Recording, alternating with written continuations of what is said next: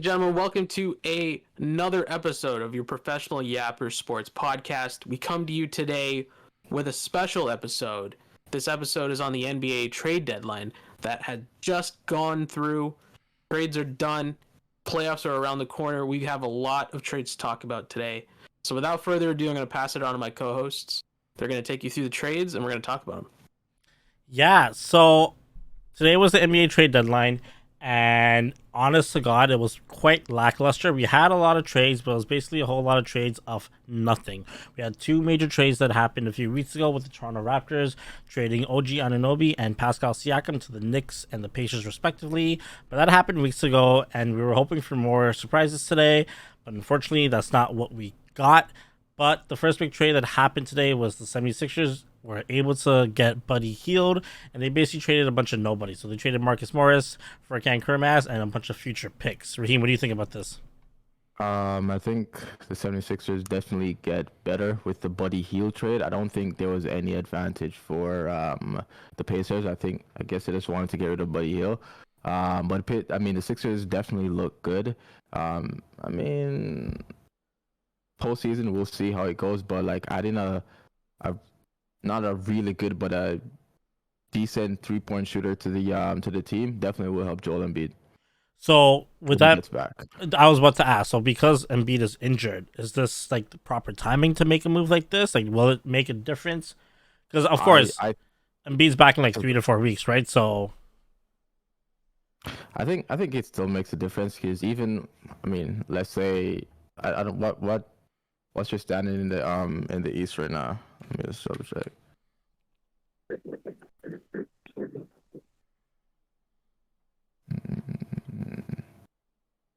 I can't find the standings. I think they're third in the East at the moment.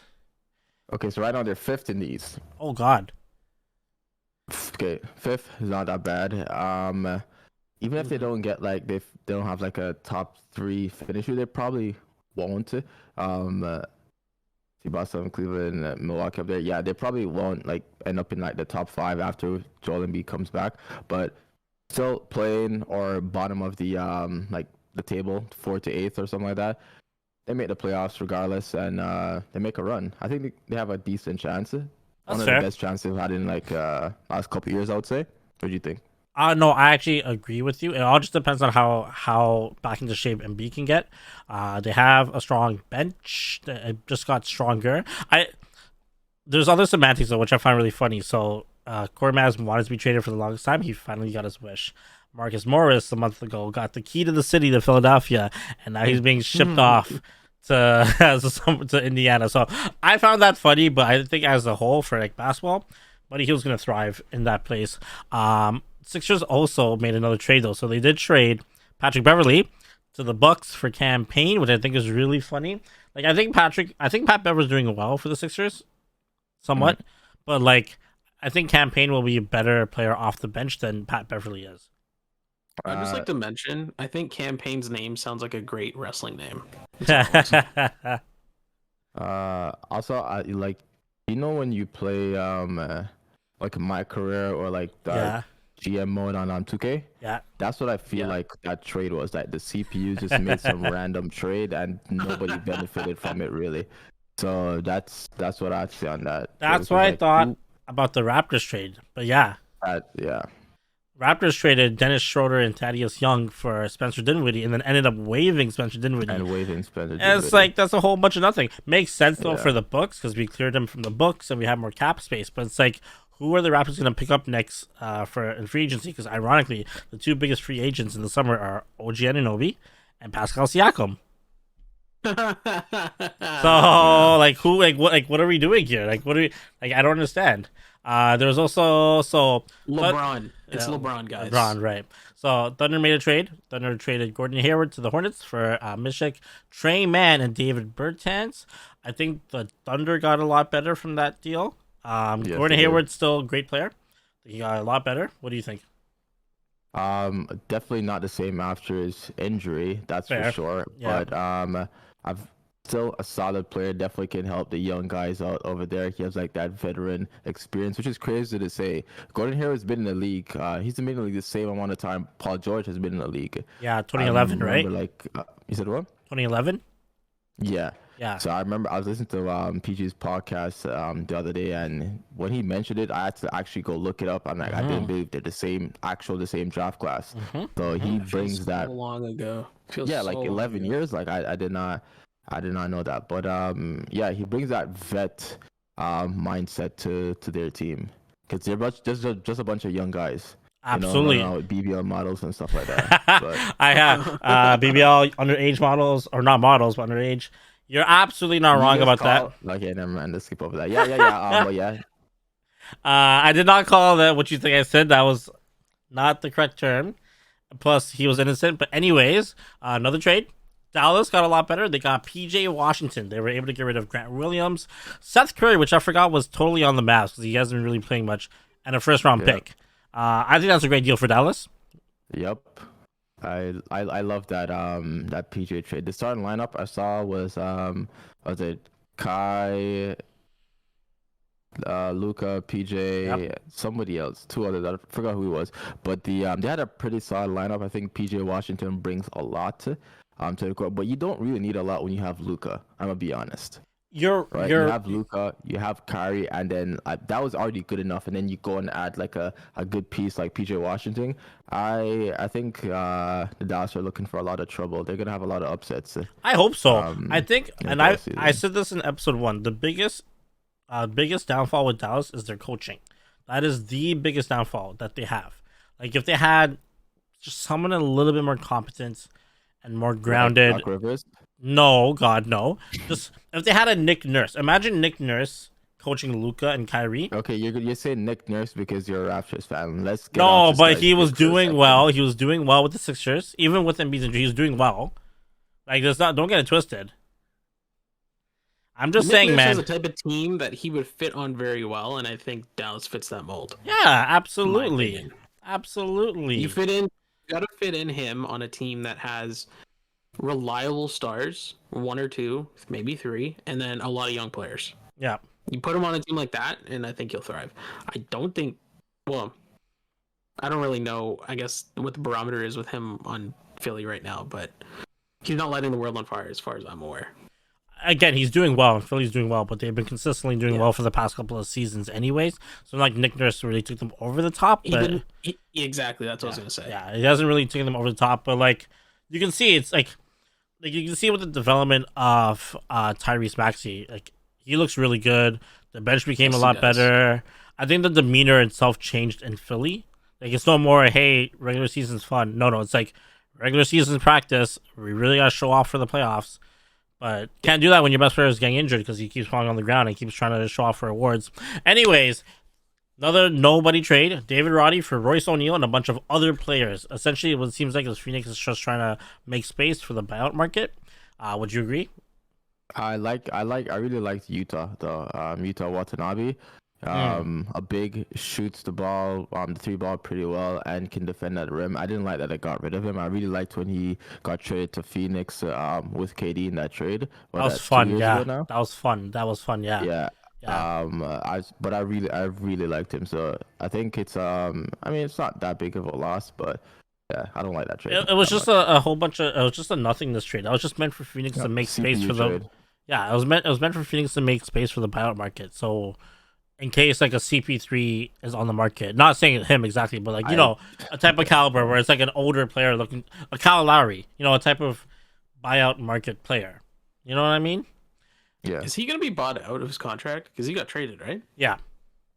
He's not going to play for Charlotte. That's ridiculous. 35-year-old playing for Charlotte. And then the last trade was the Knicks somehow, some way, still got better. They got Alec Burks and Bohan Bogdanovic from the Pistons for Evan Fournier, Malachi Flynn, Toronto's favorite, Malachi Flynn, and a bunch of other waste of talent. And oh my goodness, I cannot believe I'm going to say these words, but the Knicks actually look good. They look really good. Shout out to Detroit for not wasting Burks and Boban's time. They know how horrible they are, and they're just going to continue to tank. So I mean, big props to their front office, but yeah, the Knicks definitely got a lot better. They were already looking good, and now they even look better. And I really like that trade for them. They didn't lose any. They didn't lose any first round picks. Nope. Crazy. Nope. I can't believe that. Yeah. All these like nothing. It was a good day. It was a good day for them. It was a good day. Not yeah for them, yes. Until the OG news came out. So OG is unfortunately injured. Yeah. It's very standard for OG to be injured.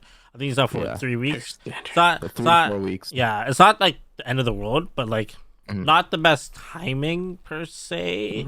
But, like he'll be back beginning of March, so it's not the worst thing.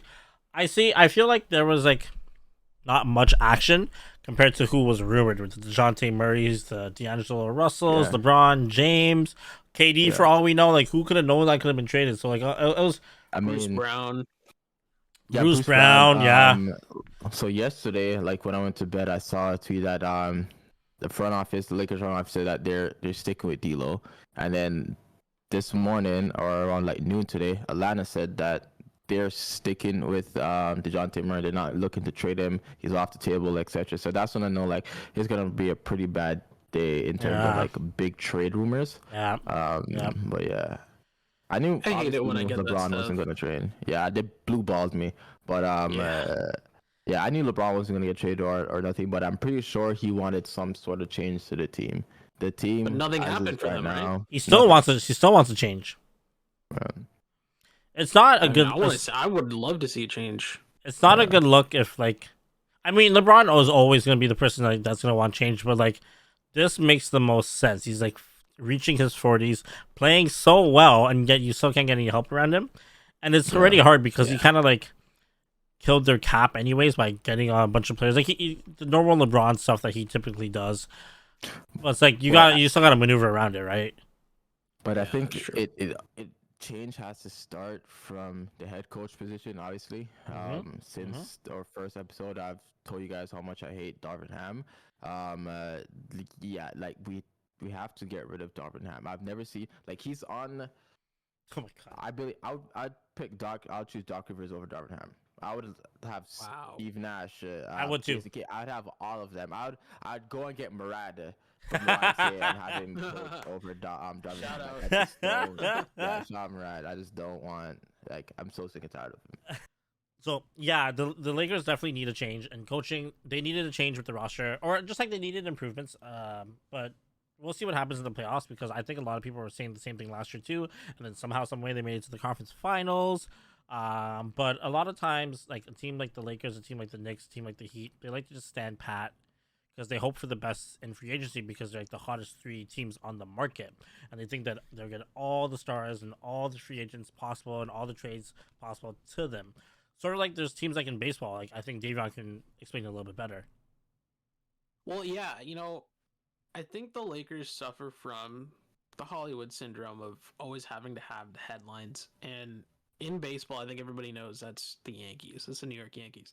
But I think what's really interesting is that based on what you guys are bringing up, and then where I can kind of like tie it in, head coach and manager, the manager of the Yankees has been Aaron Boone for a long time. And to say the fans have been underwhelmed by his performance is an understatement. He had one Yankee type year, and then it just the wheels came off.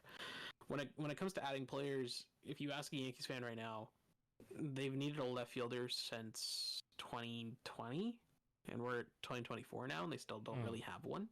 I just find it really interesting that the 2 big money market teams that are the most marketable teams in their league are so similar. Like, they're pretty much run the same way. The fans are frustrated with the front office, like they're frustrated how they are right now in LA. And we had people calling for Brian Cashman, who's been a manager or a general manager for the Yankees since I was born in '96, to be fired. Yeah. He's been doing his job for as long as I've been alive, and people finally, which is crazy to think in sports because everything now, especially in today's world, is like now. How long he's held that job, like kudos to him, and he's won championships. So yeah, I just wanted to bring up the similarities because yes, the sports are very different, but it's funny how the big market teams are very similar. That's true. That is very true. We'll see what happens. We got news about a small market team with the Raptors. So the Raptors made one more big trade today. So they were able to acquire Kelly Olynyk for Otto Porter Jr. and a few other pieces that were moved, and we got a few other pieces that came to us. But the big news is that we got our backup center, who happens to be Canadian and loves to dislocate other players' shoulders. For me, I mean, like, I like Kelly Olynyk, so I thought it was a good move for the Raptors. It's just confusing because I was fully expecting Chris Boucher to be moved as well, but now there's a big clog up in the Big Ben area. But I think our lineup is pretty good now with IQ, RJ, Scotty, and then Bruce Brown will fill them up as well, and then Jakob Pertl, and then you have Kelly backing him up, and it looks good. It looks really good. The lineup can be really good, and you have Gary coming off the bench. It's gonna be good. Did I read correctly that RJ's shooting 62.5%? He is playing very well right now. He is not playing like a Which Nick. is like, yeah, I saw that. His efficiency as a Raptor apparently has been through the roof. The biggest is great to see. The biggest question mark with RJ was how is he going to perform, because he was very inconsistent in all of his years as a Nick, and through the first couple of, I guess what, been a month and a half now, he looked great, very great. He had a few stinker games, but almost all of them, like, he's been the best player on the court for the Raptors. Almost all of them. Well, that's awesome. I love to hear that. I know Raheem doesn't care because it's the Raptors. He saw Kelly Olynyk, he's like, basically acquired. They're putting together Team Canada, so it doesn't really matter. So give me Shea Gilgeous. Give me that. Give me Jamal Murray. Yeah. Let's round them all up and put them on the same team. The top prospects of Team Canada. Come on, and then give me Dylan Brooks. Like, give me the whole squad. Put them all together, you know. I mean, you guys can have Dylan Brooks. All right, thank you guys for watching today's episode. If you really enjoyed it, make sure to drop a like. Don't forget to subscribe to the channel. Also, all of our socials are down below, so go ahead and follow us on all of our socials. And if you haven't already, we have already uploaded our episodes to Apple and Spotify, so make sure to check that out as well. And we'll see you guys on the next episode. Be tuned. Stay tuned. We are recording a very special episode on Sunday after the Super Bowl in person in our man cave, so stay tuned for that. It's gonna be an awesome episode, but we'll see you guys for the next episode. Yeah. Later.